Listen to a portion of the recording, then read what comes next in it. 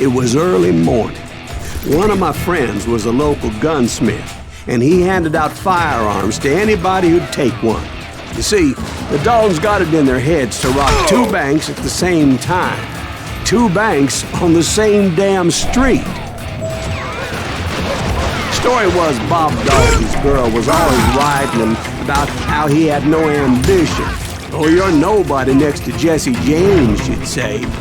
Finally, the bastard took his brothers to Coffeyville just to shut her up. Right. It's always the woman's fault. Well, the locals recognized the Daltons right off. Before they could get away, half the town took up arms to defend their property. Their first mistake was pulling a job in their own damn hometown. The boys grew up in Coffeyville, so everybody knew them. The bank teller tricked them, telling them the time lock on the safe wouldn't open till 9:30. Well, that gave the locals enough time to prepare an ambush for those sons of bitches. Hey, we got us a hero. Put some holes in him!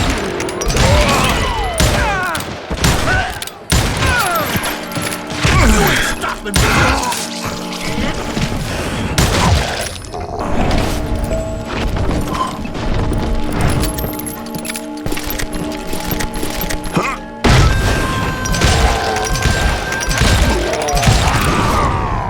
The brothers paid dearly for their stupidity, but everybody knows they had it coming. There's more to it than that. I read all about that day, so I know for a fact that it went down very differently. First of all, it was high noon. A posse of U.S. deputy marshals were on the rooftop across the street. Get ready, boys. They're gonna make a move. The lawmen had been tracking the Daltons for months. Now they finally had them dead to rights.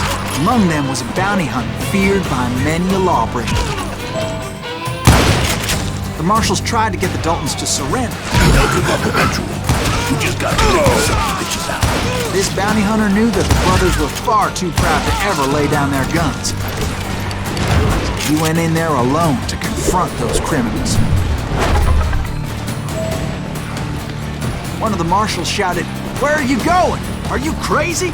Hey, where do you think you're going, dumbass? That rifle's mine. But he paid him no mind. He saw a way to get around to the back of the bank. Then he figured out how to hit the Daltons from a direction they weren't expecting. A moment later, he was climbing up a steep ladder, laughing at danger as he did.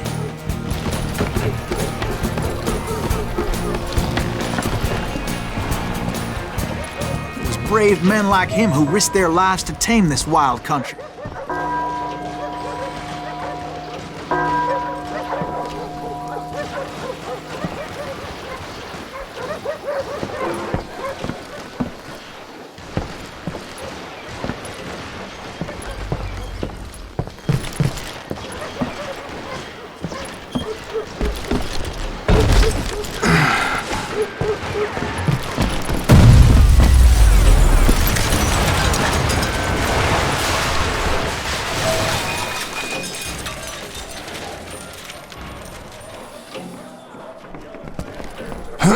We've got company.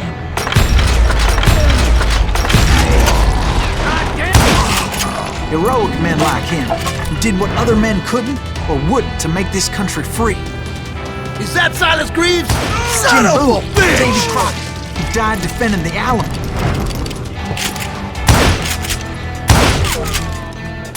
Yeah, you know you can't beat me.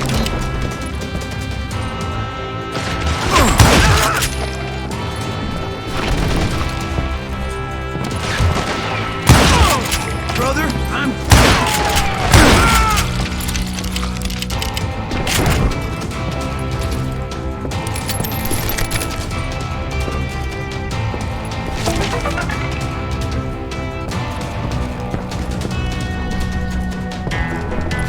Over there!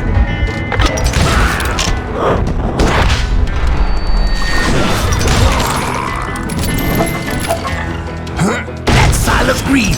What the hell? Blam! Blam! He came away victorious, taking down those thieving Daltons.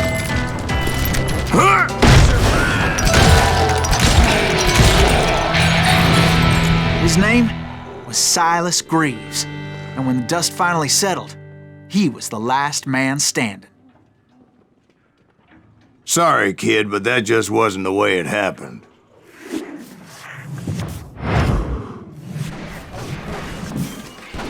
It was early evening, not high noon. The Daltons blew up a safe, and were all set to hightail it out of there. Those pathetic deputies surrounding the bank were dropping like flies.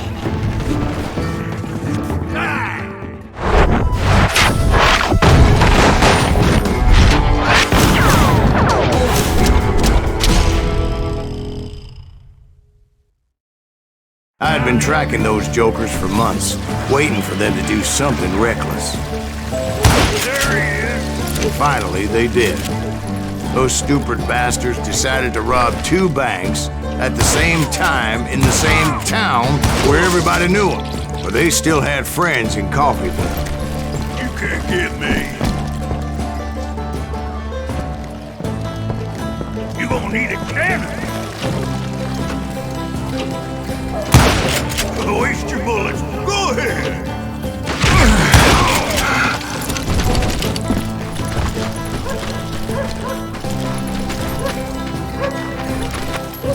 Hey, we got us a hero. Put some holes in them. Those friends came after me like a pack of wild dogs, tooth and nail. They were coming at me from all directions.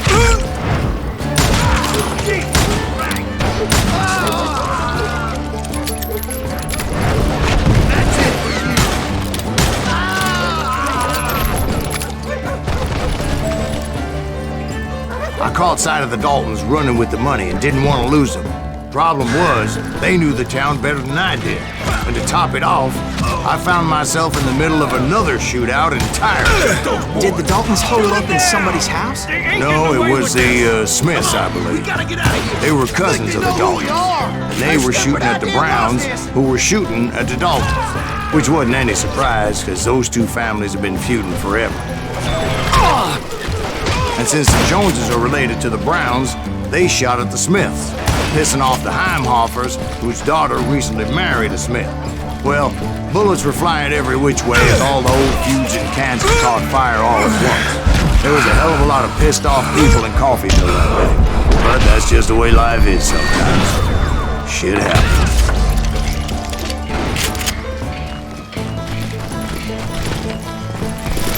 Can't hide forever!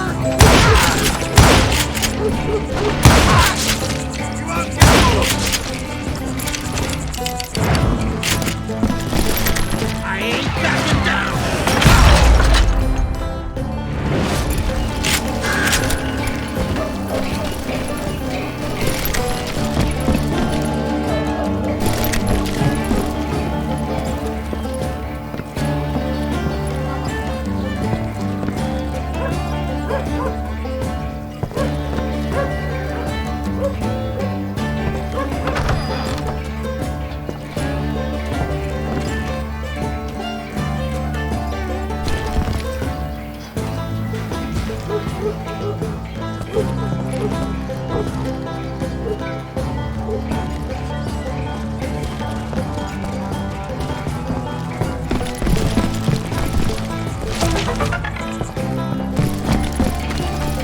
The Dalton boys knew I would never give up.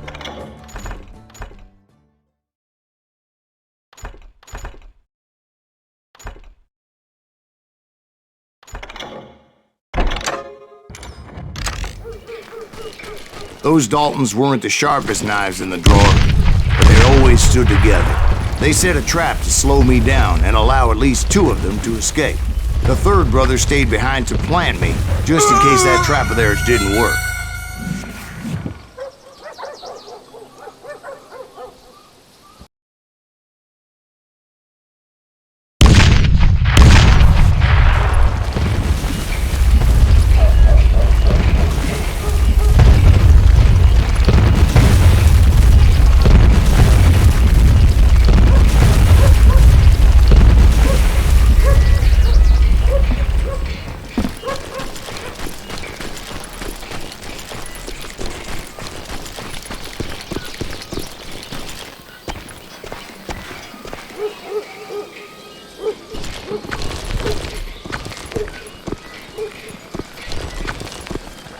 It was Emmett, the youngest, and he decided to stand his ground and face me down. I ain't afraid of you, Silas Greaves. This is where it ends for you. He was determined to protect his brothers. I understood how he felt. Taking me on all by his lonesome wasn't exactly a recipe for a long life. I'm gonna cut you in half.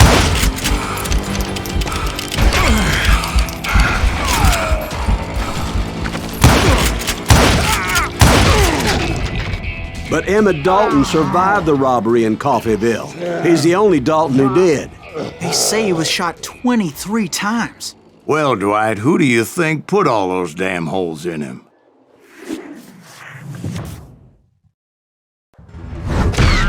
But I have to admit, that boy had grit.